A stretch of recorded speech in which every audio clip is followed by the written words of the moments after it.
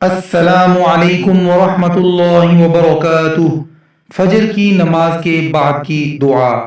نبی اکرم صلی اللہ علیہ وآلہ وسلم جب نماز فجر میں سلام پھیرتے تو یہ دعا پڑھتے: بسم اللہ الرحمن الرحیم،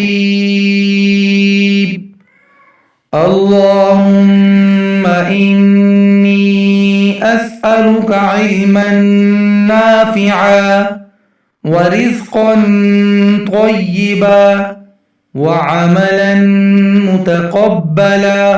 ترجمہ: اے اللہ، میں تجھ سے نفع بخش علم، پاکیزہ روزی اور مقبول عمل کا سوال کرتا ہوں۔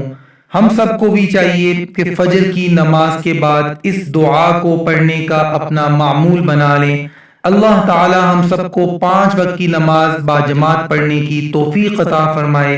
آمین ثم آمین۔